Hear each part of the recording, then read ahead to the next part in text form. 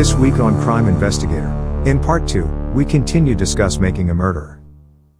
On March 2, 2006, 4 months after the murder, the police found 11 bullet casings in Stephen's junkyard. According to ballistics tests, the bullet casings were fired from the rifle on Stephen's bed. Stephen stated that this time he is still wrongly accused, he didn't do it and therefore he will not plead guilty. Luckily, Stephen settled with the Manitowoc County government for the wrongful conviction that year. He received $400,000 as a result. Stephen used all of the money to hire 2 prominent lawyers to defend himself. They were Dean Strang and Jerry Buting, and they were both very well-known lawyers in the area. In March 2007, the case went to trial in Calumet County Court. A jury of 12 people will decide Stephen's fate. Stephen faces 4 counts of first-degree murder, destruction of a corpse, possession of a firearm by a convicted felon, and false imprisonment. In court, Stephen denied all the charges and was defended by 2 defense lawyers who pleading not guilty. In response to the hard evidence, the defense raised a series of questions. First was the car keys they found in Stephen's bedroom for Teresa's car. Teresa drives the car every day. But there's only Stephen's DNA on the car keys. It's very strange that there was no Teresa's DNA on it. Inspector James Lenk found the key in the suspect's bedroom. As we said earlier, the Manitowoc County Police Department should not be involved in this investigation. James Lenk is the officer who got the information of Stephen's first wrongful conviction case and he didn't want to follow up on it. Before November 8, 2005, the Calumet police searched for 4 days, including Stephen's bedroom, but no one had seen the key. However, Inspector James Lenk found the key at the first time he came over 4 days of searching conduct by the Calumet police. It was not difficult to find the key in such a conspicuous location. Why the Calumet police didn't found the key? 4 months earlier, police had interrogated Brandon, who said he had nothing to do with Teresa at all. But on February 27, 2006, on the same day, police interrogated the 16-year-old, with an IQ of 69, 3 different times, in 3 different places alone, without a lawyer present. The police also laid that Brandon's mother agree. The police had leading questions throughout the process. Brandon was led by the police to confess to the crime. Let's take a look how the police interrogated him.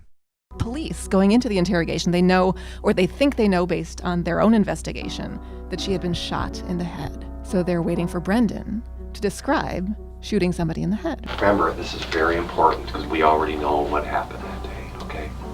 Let's just be honest here, okay, Brendan? Mm-hmm. Let's get this out. And he says, we choked her. Well, that's not right. So they say to him, okay, what else, Brendan? What else did you do to her? She was stabbed. Still not right. So they start dropping him hints. Something with the head. Brendan? Yeah. What else did you guys do? Come on. What he made you do, Brendan. And Brendan says, we punched her? That he punched her. And his voice goes up like that, like he's asking a question. That he punched her. And that's still not right. So it's like, come on, Brendan, what else? What else? Something with the head. It's getting colder. Something when you get hot and cold. Well, and talk about getting colder. At one point, Brendan's completely at sea. And he says, we cut off her hair? And this goes on and on and on. And finally, Brendan, he must get exhausted. And he just says, that's all I can remember. The officers at that point say to him, Brendan, I'm just going to come out and ask you. All right, I'm just going to come out and ask you, who shot her in the head? And, Brendan says, well, that was my uncle, Stephen. And then, comes one of the most heartbreaking moments of the entire interrogation, because they say to him, Brendan, why didn't you just tell us that? And he says, So I couldn't think of it. He was guessing. The whole time he's guessing, and he had to be told the right answer, because he couldn't guess right. Assuming Brandon is telling the truth, he was involved in Stephen's violation and murder of Teresa. Horrible and bloody scenes, stabbed, handcuffed, shot to death. Why was there none of the blood on the mattress, the sheets, the floor, the walls, anywhere in the scene then, and none of Trish's DNA? This quiet kid, he's slower, less intelligent, and easily influenced. When facing a well-trained police officer. Was his confession true? Stephen is running the junkyard, which has a crush machine in his junkyard. Turning a car into a pile of scrap metal is Stephen's specialty.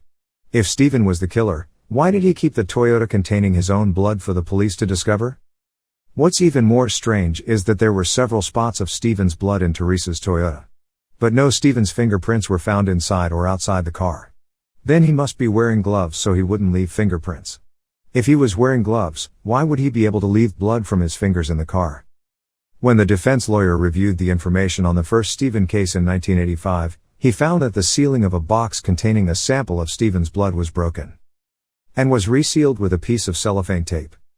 A pinhole was found in the top of one of the blood sample tubes. It looked like someone had taken a blood sample from it. The forensics lab said they would never take a blood sample in that way. Officer James Lenk was the one who handed over the physical evidence to the forensics division. So Lenk knows where the blood sample tubes were stored. Theoretically, he could easily obtain Stephen's blood sample. There was a police conversation on November 5, 2005, a few hours before this car was found. Hey, kind of a change of plans here. Okay. He wants us to go back over and re-interview Avery again, to have the search party come on the property and go through the junkyard. Okay. Stephen's junkyard is huge, covering 16 hectares. It wasn't easy to find the car you were looking for among all those cars.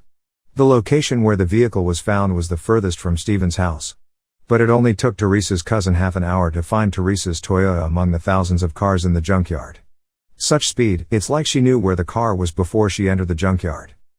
Somebody knew that vehicle was there before they ever went there. The next part of this recorded conversation almost proves it as well. The conversation took place on November 3rd, when Officer Andrew Colburn was on patrol and recorded with the dispatch center.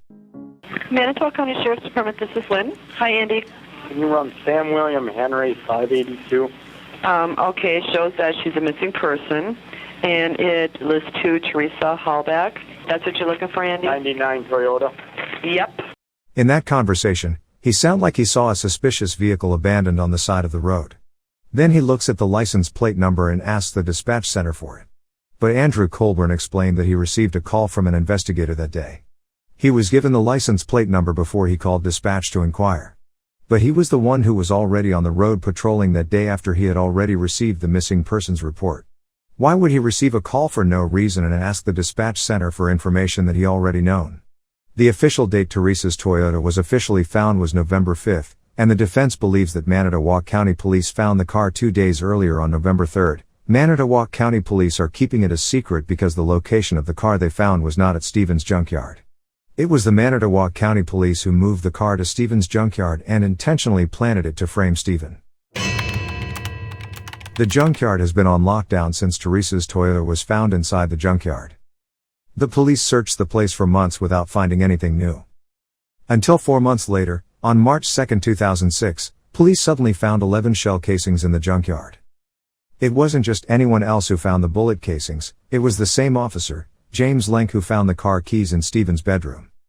We preface that the court has already barred Manitowoc County from participating in the investigation because Manitowoc County Police said it. If we wanted to eliminate Steve, it would be much easier just to kill him. However, James Lenk returned to the junkyard without any valid reason, and found 11 bullet casings the next day. This picture shows the sign-in register at the Stevens junkyard on March 1, 2006. This was the day before Officer James Lenk found the 11 bullet casings. The sign-in sheet shows that Lenk entered the junkyard at 1810. However, this entry was simply added later, and no one knows the actual time he entered. The most damning evidence against Stephen was that the police found the remains in the burning pit in his yard. Since the majority of the pieces were found in the burning pit, the police believed that this was where the body was burned. The defense lawyer objected to this theory, arguing that someone was trying to plant evidence against Stephen. The forensic examiner confirmed from the remains at the scene that the victim had been shot multiple times in the head before he died. There should have been a lot of blood. But no any DNA of the victim was found either in Stephen's home or in the garage. The police found Stephen's blood in Teresa's car. This could happen only if the body is moved to other locations. But the remains were found in Stephen's yard, and Stephen would never need to use Teresa's car if he had committed the crime. On March 18, 2007, the Calumet County District Court sentenced the case. At this time, the court will read the verdicts. On count 1, the verdict reads as follows. We, the jury, find the defendant, Stephen A.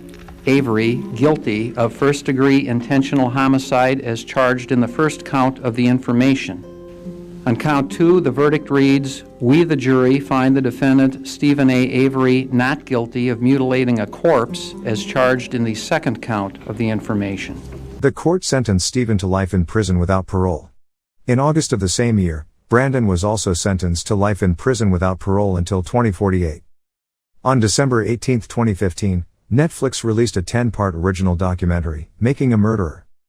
The documentary exhaustively describes step by step how the Manitowoc County Police Department turned Stephen into a murderer. On the third day after the premiere, people created a petition to investigate and pardon Wisconsin's Stephen Avery and punish corrupt officials who took bribes. On the White House petition website. In January 2016, the White House say that because both Stephen and Brandon are state prisoners, the pardons must be ordered by the governor. Later, the Wisconsin governor said the governor was not planning to pardon them, according to a spokesman. Today, Stephen is an almost 60-year-old man and Brandon is 30 years old. After the verdict that year, they never gave up on their appeal, and the court refused to take up their case because there was no new evidence, and they are still serving time in prison. In late May 2020, the state filed an 130-page document asking the court to uphold the decision to deny Avery a new trial. The truth always come out in the end. See you next week. In The Crime Investigator.